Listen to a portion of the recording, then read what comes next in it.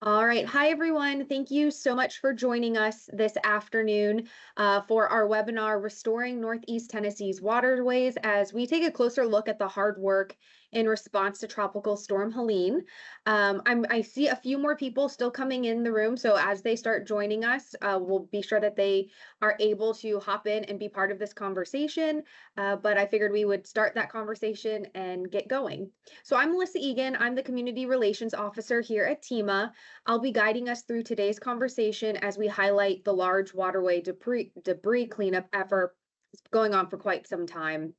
In the wake of Tropical Storm Helene, state, local, and federal agencies launched a coordinated response to address the staggering amount of storm debris across our rivers and lakes in Northeast Tennessee. So today, we're really excited to be joined by two key players in the project. We're joined by Heath Stone. He's vice president with Phillips, the company contracted by the state to lead this large project. And Carter County Mayor Patty Woodby is also with us. I saw that she joined into the attendees. So Mayor Woodby, if you are able to put your camera and mic on, I that might be something that I need to do on my end.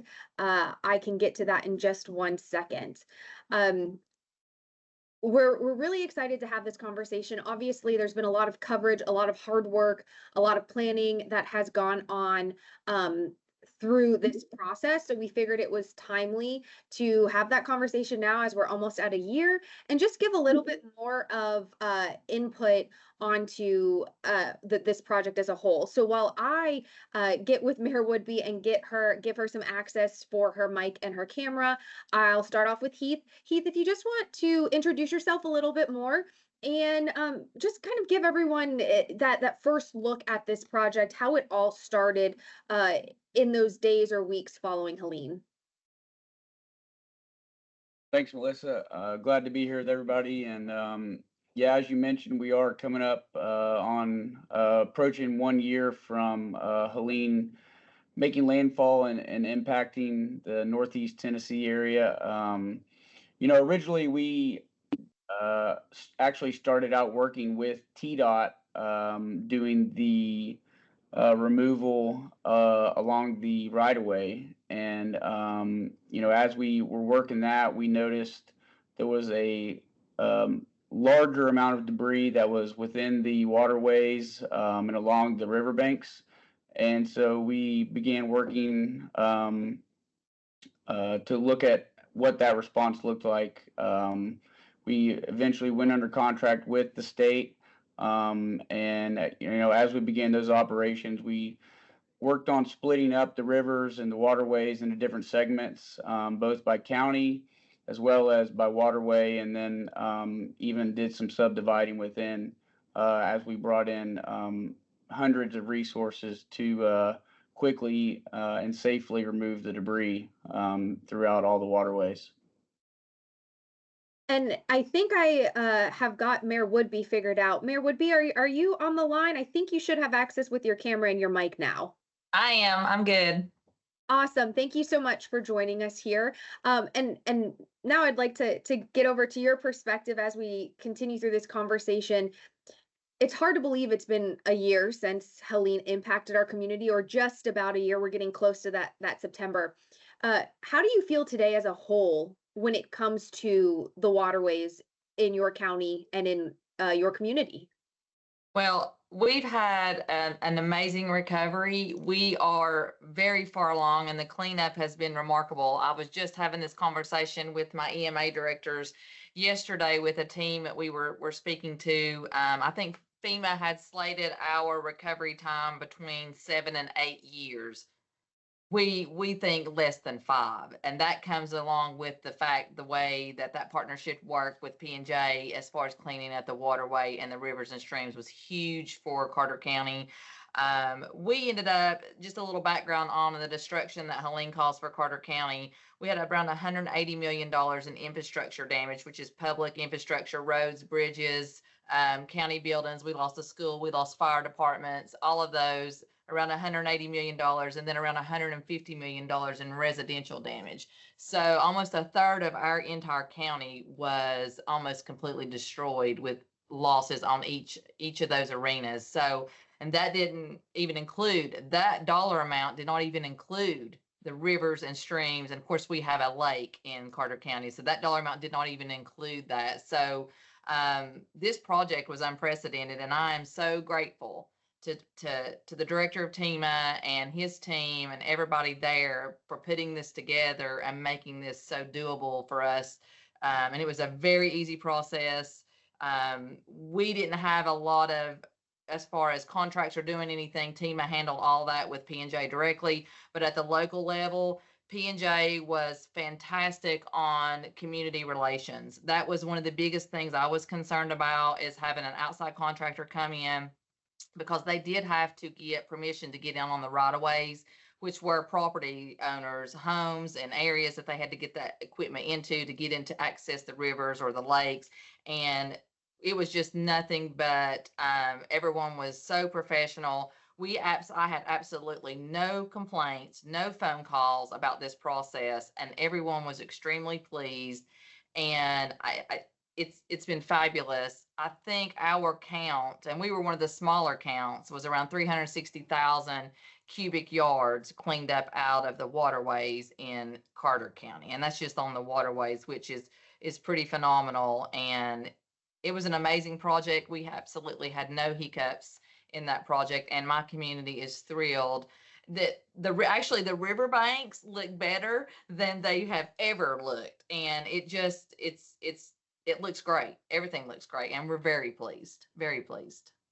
And Mayor Woodby, you were just addressing that some community members are saying it looks better than it did before. The goal of this project was to restore the waterways as closely to their condition prior to Helene. So now I'm going to hop back over to Heath, and Mayor Woodby did address some of that debris removal and that number there, but we know this entire project, nearly 5 million cubic yards of debris have been collected. I mean, Heath, how do you approach an effort like this when it comes to logistics, safety, equipment, the community members that you need to work with to make this happen? Yeah, Melissa, I think, first off, I give TEMA credit. I've actually told several of the TEMA members that, y'all did an excellent job out getting out in front of us, making the public aware, connecting us with the county mayors, allowing us to interface directly with them in times where it was necessary. But y'all did a lot of town halls and events where we could get out and kind of just communicate and educate the public on what the process was. When people have been through what they were through, there's always a lot of questions, sometimes concern about people taking advantage of them. And so I think just the coordinated effort between TEMA, Phillips, and the counties allowed us to educate the public. We were able to send out multiple people out ahead of the debris removal crews in order to get the right of entries that Mayor Woodby talked about. And that's just a personal interaction, meeting that landowner where they're at, and understanding that they've been through a hard time, and saying, hey, here's what we're here to do. We're contracted by the state, and we'd like to remove this debris. So getting out ahead of the debris removal crews with the right of entries was the first step. And then figuring out the access in certain locations. How are we going to get to the debris? As there were certain instances where we had to cross property owners' land. Some instances where we had to put timber mats down or aggregates down to get the debris trucks in to get the debris.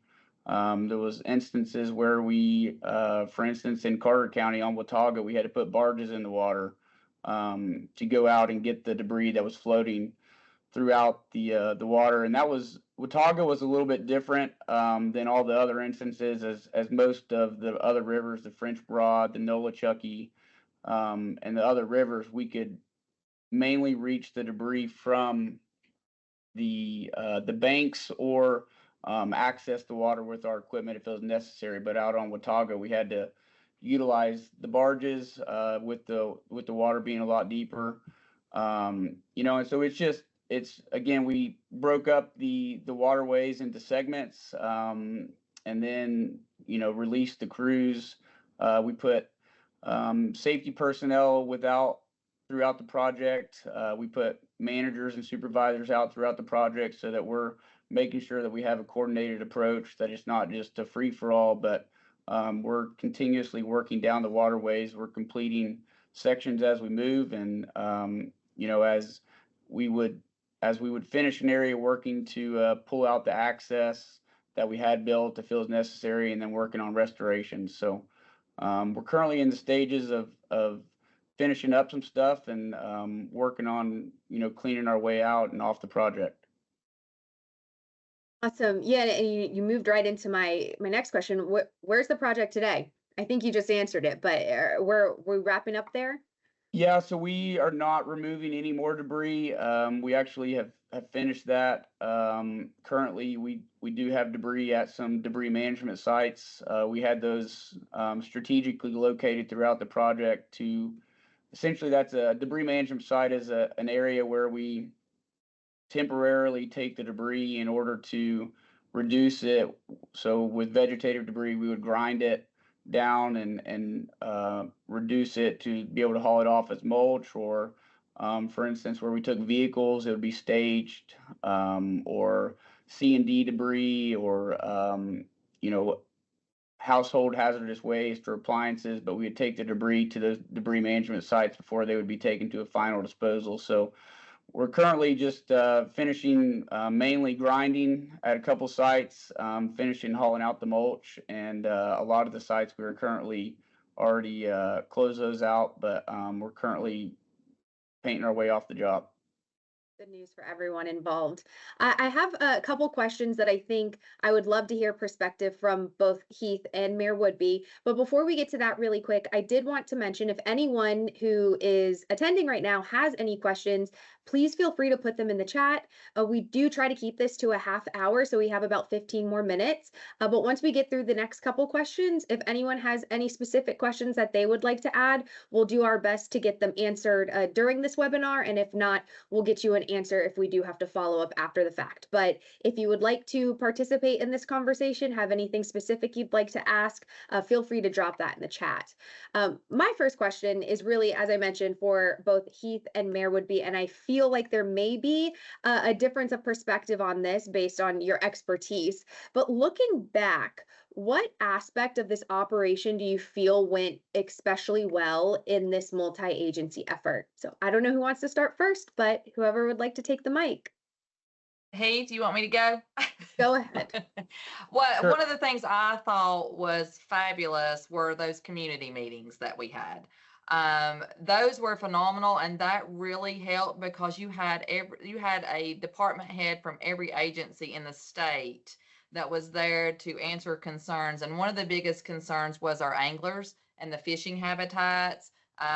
There was a lot of concern around those for our rivers and lake. We had TWRA, we had a TEMA representative, we had someone from P&J. My office was there, my EMA director was there. We also had TDEC there. I mean, any T office and TDOT along with them, any T office from the state was represented at those community meetings.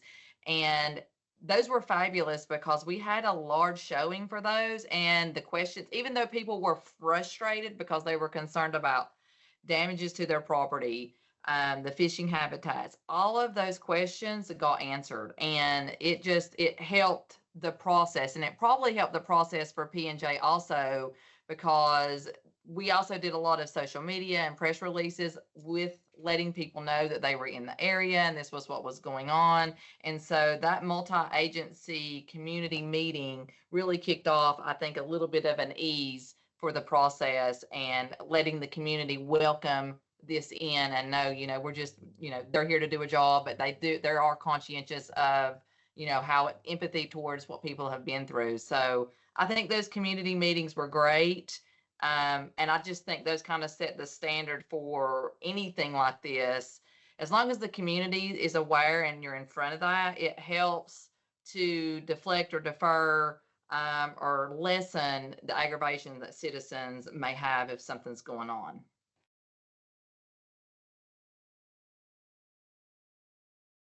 And Heath, do you Yeah, have anything to add? Oh, go ahead. yeah, I would agree that that was a huge success and definitely made our lives a lot easier. I think another one that I would add is just the coordination and collaboration between all of the different agencies. Again, I think TEMA did a very good job. We held weekly meetings, with us, with all the monitoring firms, with all the TEMA personnel, with TDEC, TWRA, all the different agencies that were involved. And then separate and apart from that, TEMA had, I know, weekly meetings with all Mayor Woodby and then all the other impacted county mayors that allowed TEMA to directly address some concerns with them that they had. And then, if need be, TEMA was able to come back to us and we were able to figure out kind of what those pain points were and how do we address them. So it was just a very collaborative team approach that I think really made it a whole lot easier for everybody. Yeah, and I'm sure with this type of unprecedented project, an event that happened to us here, I know a lot of lessons have been learned from our angle at TEMA, but across the board. Were there any lessons that you learned throughout this recovery process in relation to the debris removal, or Mayor Woodby just in general, that you will put forward to future disaster recovery? Well, one lesson that we had intended to do at a local level, I now think that TEMA plans to do at a state level, is to have a debris contract in place as a procurement already there for any future incidents that may happen across the state. We would be able to access that contract without very easily, and just like we do on our state, we would be a statewide contract, just like we do for paving or anything like that. We had considered that at a local level, but now I think the director is looking at having that implemented at a state level for every county in Tennessee, because as you know, this won't be the last time this occurs. I think we've seen several unprecedented weather events when it comes to flooding.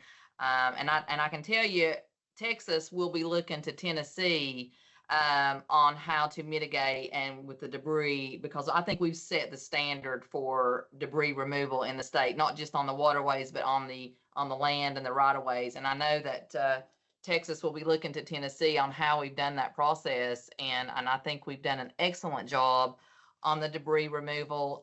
Not even a year out yet, and we've got all the debris removed from all the counties. And we were one of the smaller projects, which I thought was large, but we were still considered one of the smaller debris removal projects compared to the other surrounding counties.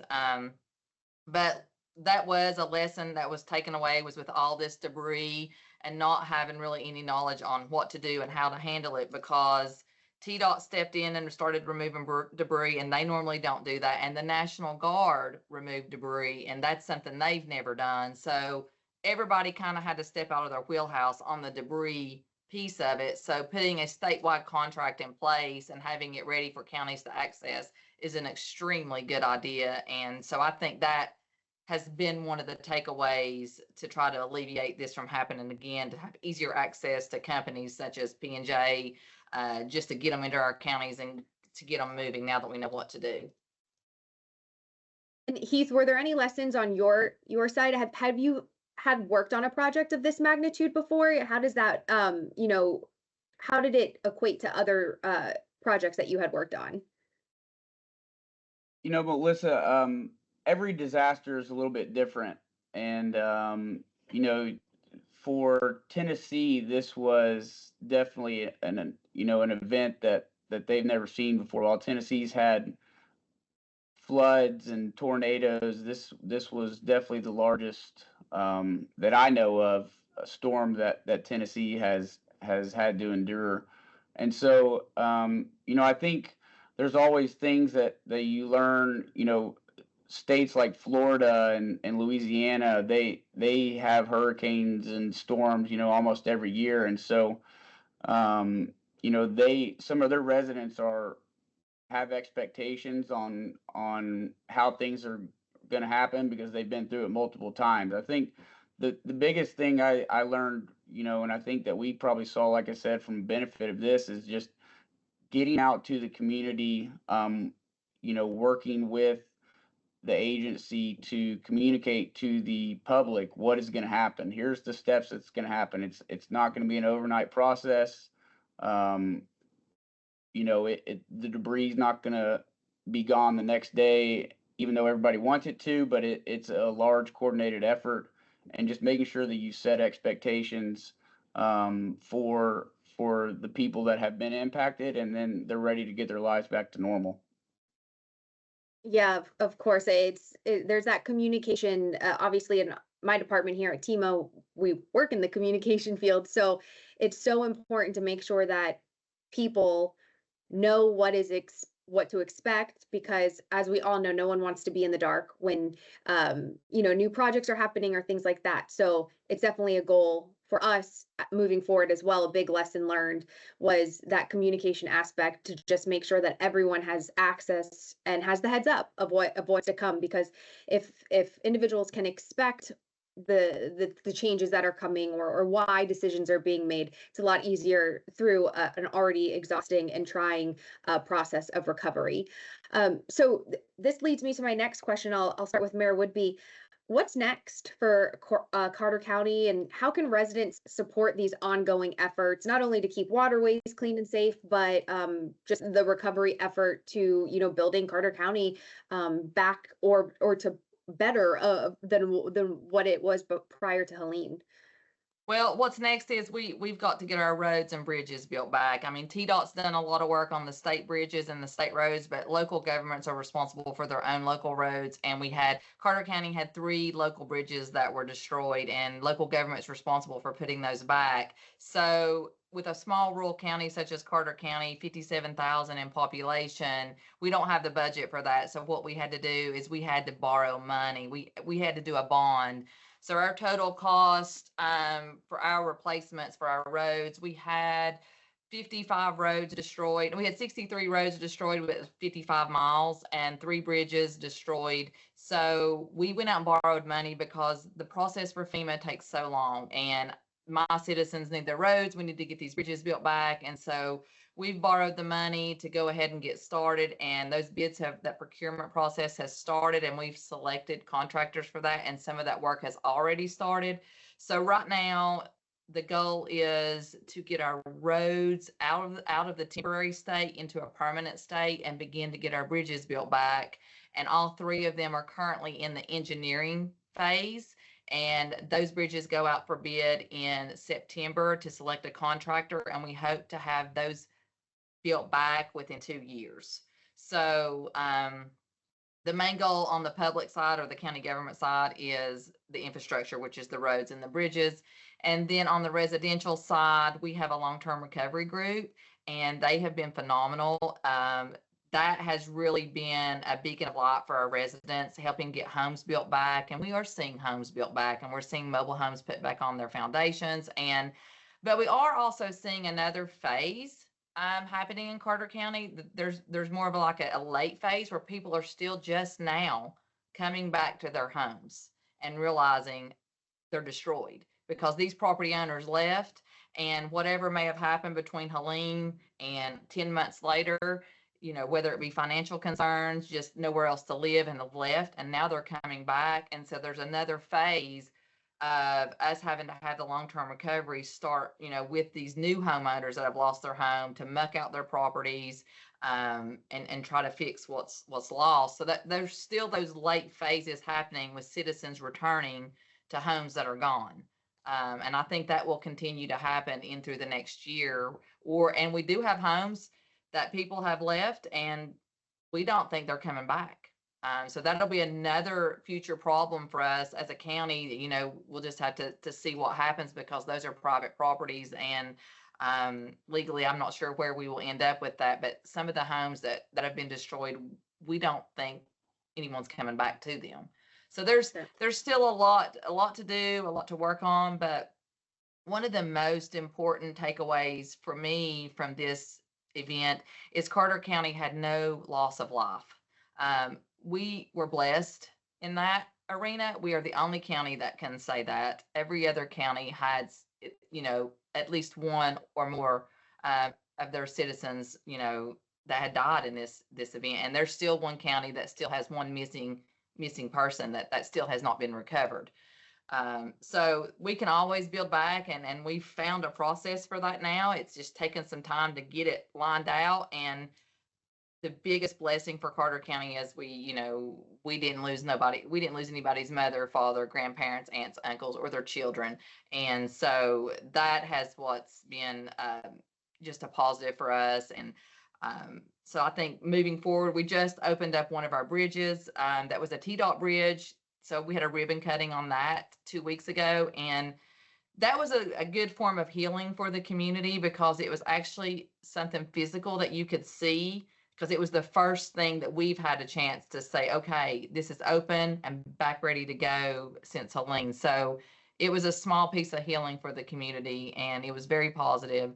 There's been as bad as this event has been, there's been so much more good come out of this than the bad that you can just visually see, and some of the stuff we've experienced. There's just been so many good things come out of this. So we're moving right along, and I'm proud of the team that's been in Carter County. TEMA, the TEMA team, the director, Alex, Craig, all those guys and gals. I mean, everybody's been wonderful to us. Everybody across the state has been fabulous to us. So we've been blessed to live in the best place. Call it home. I say Carter County is the best place, but then I say Tennessee is the best state, just because we've just got that volunteer spirit, and so many people are still here helping us. And we're appreciative of it. And we know that help will be needed, right, for months to come. Something that Director Sheehan always harps on is that recovery is long. It's tiring. It's exhaustive. You can't snap your fingers and get back, and it's months and years for a lot of communities. So we know that process will keep going. It's 1:30 now, so I just one last mention or a few comments real quick so we don't take up any more time. I do see that there are quite a few questions in the chat that we didn't get to. So if you did put a question in there and it wasn't addressed in this webinar, I will be sure to connect with you after this and get you that information that you're looking for, or connect you with someone who may be able to help with that. But Heath, just real quick, and Mayor Woodby, anything else that you would like to add before we wrap up this webinar? I'll just say, at Phillips, we're glad that we were able to help be a part of the recovery. We're based out of Knoxville, Tennessee, so this was kind of near to us. We were glad to be able to help the communities just down the road. We work 52 weeks a year building critical infrastructure, and we work coast to coast all across the country. So just being able to really work in our backyard, because really we don't do a whole lot of work directly around here. But being able to work in our backyard on such a large effort to be able to help restore these communities was very important to us, and we were glad to be able to just be a part of it.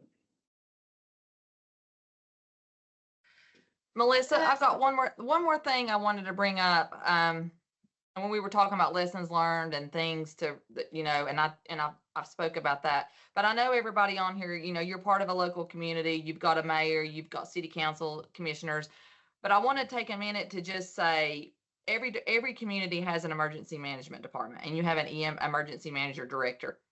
That department is critical and vital in a disaster. There is such an understatement saying you have to have a strong EMA director. If that does not happen, it is a detriment to your community. That is a huge lesson learned for me in Carter County. I'm now a big advocate for my EMA department. We've got for budgeting purposes, the EMA department in Carter County has always been kind of like a stepchild. Nobody really knew what it did, why it existed, what an EOC was, because we had never used it, and we just built a brand new one 6 years ago, and we found out that brand new facility is too small.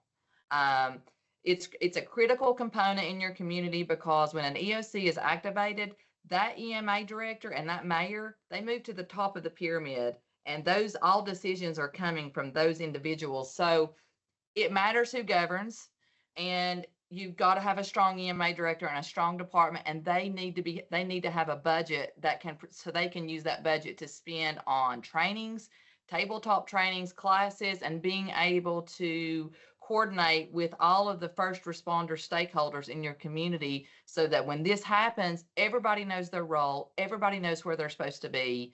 That was a lesson learned for Carter County. We've got a wonderful group of first responders, and they knew exactly what to do. There just wasn't a lot of knowledge behind what the EOC is, what the EMA director does, and we didn't have as strong as a staff as we should have, and now we know, and we know what to provide to them to make them strong. And that has been a goal for me in this role, is to make my emergency management department strong, steadfast, and ready to activate at any point in time when this does happen again. So that was something I wanted to say, because everybody on here's got an EMA office in your community.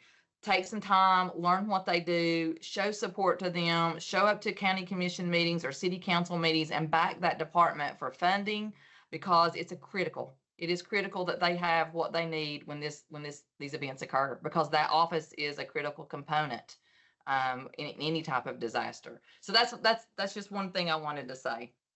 Yeah, and it's not if, it's most likely when. So, and that's a perfect kind of tease for our next month's webinar. August is the first National Emergency Manager Awareness Month. So TEMA will be participating in that. We've connected with our EMAs and are sharing that information on that as well. So for those of you who are on and you're interested in learning more just about emergency management, as Mayor Woodby mentioned, how locals work in their communities, and also here at the state level, we're going to have Director Sheehan join us for that. He will kind of give the TEMA 101, and then we're going to have a local emergency management director join us as well to give a local purview. So I think that was great what you mentioned, Mayor Woodby, and you'll be seeing a lot more of that type of content from TEMA. Just to wrap this up, a recording of today's session will be made available on our YouTube channel, and it will be shared on our social media outlets this afternoon.